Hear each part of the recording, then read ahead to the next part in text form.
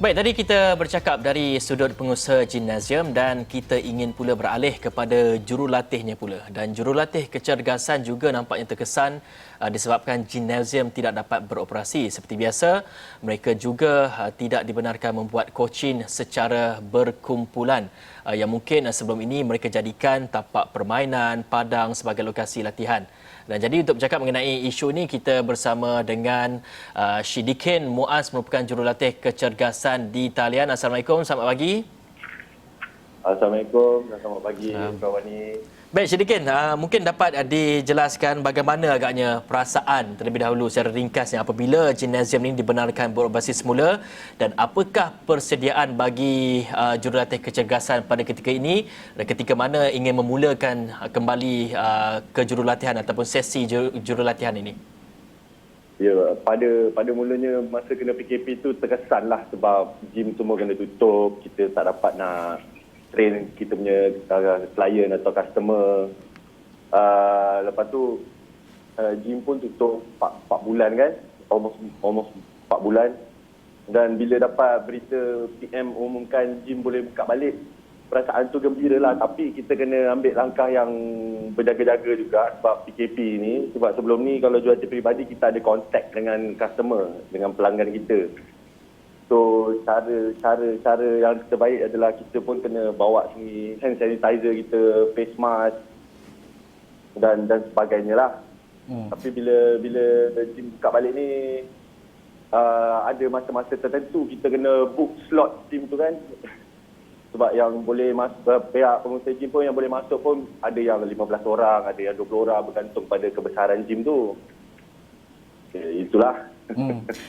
Syidikin, kalau kita lihat ketika PKP kan, orang tak dapat nak jalankan kerja seperti mana dilakukan.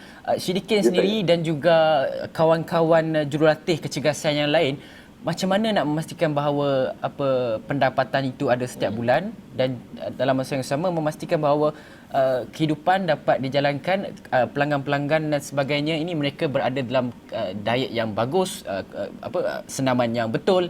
So macam mana peralihan itu daripada secara fizikalnya kita berjumpa, coaching dan sebagainya, tapi beralih kepada digital. Adakah Syidikin melihat kepada sebenarnya digital ni banyak manfaat dan juga boleh dilaksanakan ketika mana waktu-waktu memerlukan ketika krisis macam ni? Ya, pada pendapat saya, training dalam talian ni atau online coaching ni sangat-sangat memberi daripada fizikal tu dengan talian tu banyak beza lah, kita dapat bezakan. Tapi dalam talian ni dia banyak beri manfaat kerana tak setengah klien masih ingin meneruskan aktiviti kecergasan dia orang. Tapi dalam talian ni kadang jelah tak semua akan join dalam talian ni sebab dia limited time. Lepas tu kita tak boleh nak fokus banyak pada klien. Kadang teknik klien pun internet pun slow kadang. Tapi PKP ni sebab ramai kat rumah, ramai yang guna internet kan. Dan tak semua klien yang nak buat dalam talian sebab diorang kadang ada busy, kata waktu tak ada, dan kadang teknik yang diorang buat pun dalam talian pun salah. Kadang injury tu lebih tinggi lah bila buat dalam talian tu berbanding yang physical contact tu. Jadi bagi Syidikin sendiri banyak menjalankan coaching ni secara berseorangan ataupun secara berkumpulan, dan kita nak lihat jika sebelum ni kita dah jelaskan mengenai peralihan daripada bentuk ataupun senaman coaching itu berbentuk fizikal kepada online, bagaimana agaknya sambutan daripada orang ramai ketika PKP hari itu, dan juga bagaimana agaknya menjelang kepada pembukaan semula gym ni, bagaimana sambutan yang diterima? Okey, masa PKP tu training dalam talian tu sambutan agak kurang memberangsangkan sebab bila PKP ni ramai yang tak nak ambil masa untuk berehat, tak nak untuk bersenam. Tapi bila PM dah umum untuk buka balik gym ni, ramai yang tanya macam mana SOP, macam mana prosedur, macam mana jurulatih kecergasan ni nak ambil tindakan. Sebab kita dah dalam norma yang baru kan, yang berbeza. Syidikin, kalau Syidikin boleh jelaskan ketika mana PKP itu ramailah yang duduk di rumah dan sebagainya. Tadi saya ada bertanyakan kepada pengusaha gym Cik Kamal mengenai adakah terdapat banyak ahli-ahli baru yang nak menurunkan berat badan PKP dan sebagainya. Kita tengok Hafizi, kalau Syidikin boleh tengok pun dia pun dah Saya kuruskan. jadi Cik Syidikin rasa ada tak kebarangkalian kemungkinan besar sama ada lebih ramai ahli-ahli baru akan berdaftar untuk melakukan senaman dengan Cik Syidikin dan juga jurulatih, kawan-kawan jurulatih yang lain? Ya, saya rasa dalam masa 2-3 minggu lagi ni ramai yang akan kontak, dan sekarang pun ada yang bertanya untuk start balik training diorang.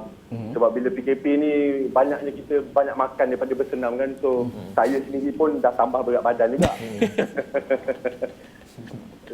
So saya harap dalam masa sebulan lagi akan ramai lagi lah yang akan join training ni, akan ambil jurulatih peribadi. Sebab kadang diorang tak tahu cara-cara macam mana nak menguruskan badan. Diorang rasa kurangkan makan atau tak makan, diorang dah boleh kurus. Tapi pada sebenarnya kehidupan seharian diorang pun tidak menyihatkan, sebab tak ada senaman yang intensif, senaman yang betul-betul push kita punya body limit untuk burn lebih banyak kalori, lebih banyak lemak lagi. Okey, alang-alang kita dah bercakap dengan Cik Syidikin yang merupakan jurulatih kecergasan ni, bagi mereka yang ingin kembali semula ke gym dan juga menjalani aktiviti-aktiviti di luar ini, mungkin sedikit tips untuk mereka sebelum tak adalah body kita terkejut tiba-tiba high intensity. Mungkin ada tips sedikit sebelum kita menjalani aktiviti-aktiviti seperti di gym semua. So tips saya simple. Sebelum nak start gym tu, kalau boleh kita perbetulkanlah tidur kita dulu. Sebab kalau badan kita penat dan lesu pun kita tak boleh nak fokus nak buat training tu. Dan seterusnya, kalau boleh sebelum nak start gym tu, jagalah pemakanan kita. Kurangkan makanan yang tinggi karbohidrat, yang tinggi dengan gula, yang berminyak dan yang berlemak. Dan bila kita nak start balik tu, jangan kita terlalu excited nak start gym tu. Sebab kadang bila kita terlalu excited, kadang kecederaan tu senang nak kena kat kita. So start dengan secara slowly, dengar apa yang jurulatih kecergasan bagi tahu, advice, nasihatkan, follow exercise tu secara teratur. Jangan kita excited masuk gym tu. Kadang setengah orang excited, semua nampak benda kat gym tu semua je nak buat. Okey, baiklah. Terima kasih banyak Cik Syidikin atas perkongsian itu tadi. Anda di luar sana yang sedang memikirkan sama ada nak ke gym atau tak selepas membawa berat PKP dan juga PKPB. Dan berat raya. Berat raya sekali.